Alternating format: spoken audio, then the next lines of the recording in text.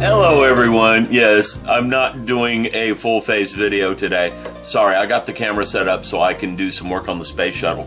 But what I am going to show you real quick is the 747. Yes, I've got a stick tape to her. That is so I can have a handle while I'm painting her. Not so I can fly around the room going zoom zoom. But anyhow, she's gray coated. I put a coat of Future on her afterwards. There's some bad spots on her that I'm just not going to fix because, quite frankly, I'm getting sick of this thing. Right along here. One of the happy thoughts, though, is it's going to be about this high off the ground on its stand. And unless you, turn the stand upside down, which, the way I'm going to build that stand, you won't do, you're not really going to see that part. There's still a teeny bit of roughness right here, but again, Mr. Space Shuttle sits right there about like that. You're going to be hard-pressed to see that. So I'm not going to worry about fixing these small imperfections at this point in time. I've done massive amounts of work just to get this thing where it is. But there's the 747. She will be taped up sometime in the next week and get her white coat of paint. And then I can put the windshield back in and pull all this tape off and see how Tamiya's tape works. But the real star of the show today is the space shuttle. I've got two colors of oil paint right here. Now, looking at the reference photos for the space shuttle, it comes out of the atmosphere very much like it's run through a smoker. It's got brown streaks all over it. Now, the streaks aren't what you would expect. They're not running back this way. They're up and down vertical. And I don't understand why they're up and down vertical. They're not running from front to back.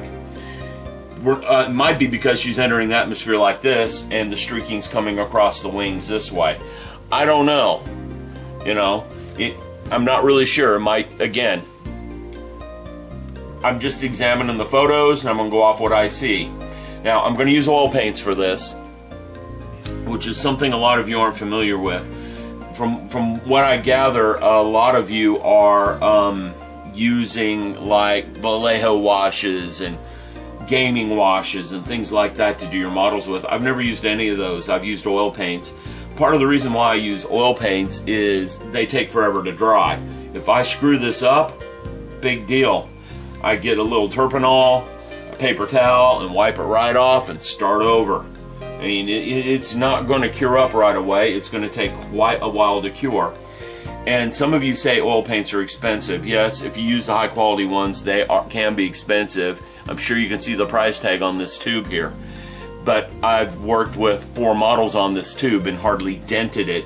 In fact, I'm going to end up throwing away a lot of that right there simply because I don't have another model to work with. Okay? Now, your eyes are not deceiving you. That is a bottle cap. I got another over here too. And the reason I have this other bottle cap is so I can take my colors and mix them a little bit with some turpinol and get a mixture color so that it's not pure black. I can also take the turpinol and thin this so I get a nice wash. So there we go. That's about wash consistency right there. Okay? So that's my goal on this. Now, I will be honest. I watched a little while ago a video on YouTube from, and I'm looking it up right now, pardon me, from ScaleModelMadman. And I'm going to imitate a little bit of what he did on his tanks, but this is my take on it because I'm not trying for subtle shades. I already know what shade I want, and it's to look like this thing came through a smoker. You know, it's got a nice slight patina to it in certain areas. I don't know if patina is the right word, but you'll get it. Okay? So I'm going to start taking a little bit of this stuff, and I'm going to take my shuttle. And I'm going to start with the windshield. And, ooh, boy, that's way too dark. But, no worries. That's why I'm using oil paint. I can just come in here and lighten it up by wiping. Now, that's about the color tone I'm looking for right there. And I don't necessarily want to wash on this model of that whole thing, just in some areas. Like always on the side up front, it's always streaked real bad there. It's streaked bad back here on the engines. Okay, and I'm going to hit the tail some. There's some imperfections at the top of the tail on the other end, so I'm going to hit that real hard. Now I have to be careful because I don't want to get any of this on this engine cone. Okay, but I also don't really want this thing to be white, because after she comes out of the atmosphere, she is not white. And you can see I'm kind of getting that effect. I'm getting a kind of burnt effect. In fact, I think I'm going to go do an overall wash of this thing real quick and kind of burn her up a little. Because she's not white, again, when she comes out of the atmosphere. Just not white. So let's wipe her down.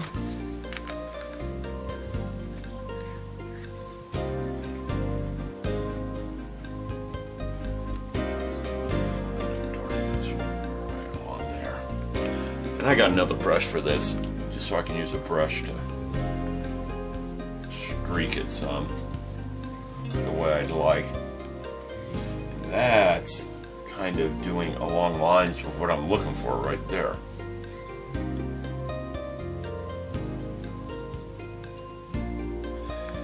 Yep, that's starting to get some of what I'm looking for.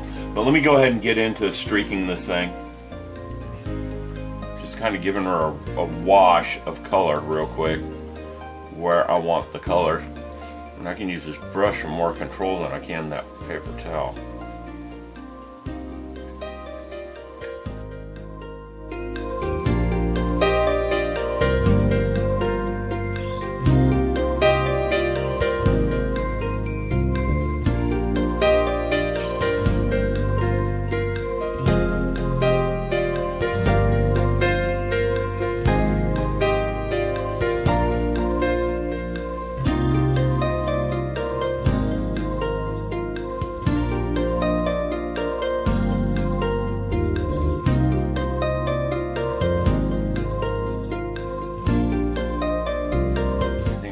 Something other than this brush, because it's not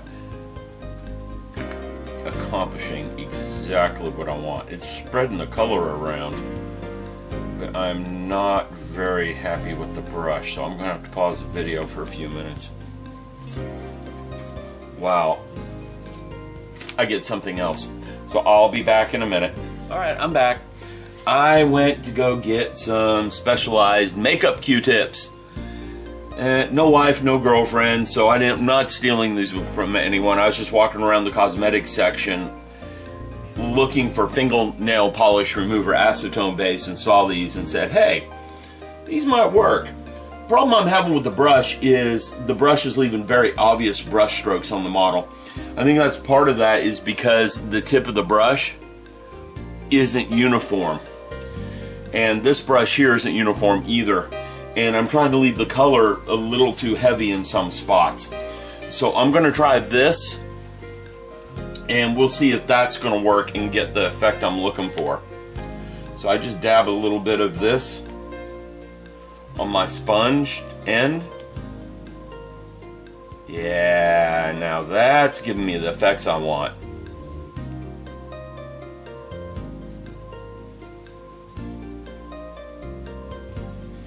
That is allowing me to do what I want with this thing.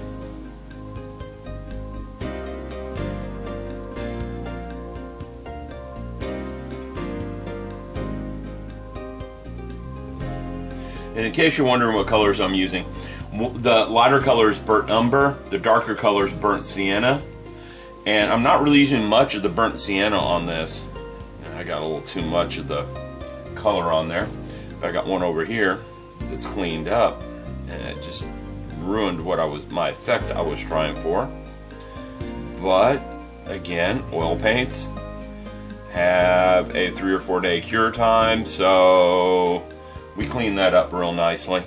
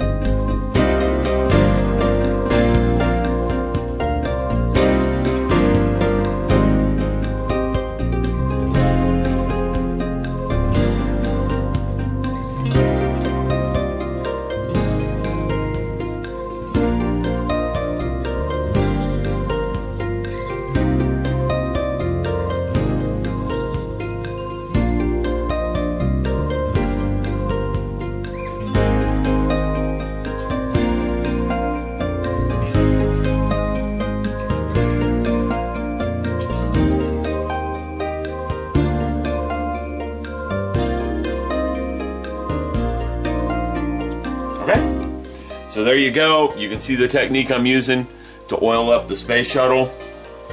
It's going to take 4 or 5 days to cure before I can flat coat it.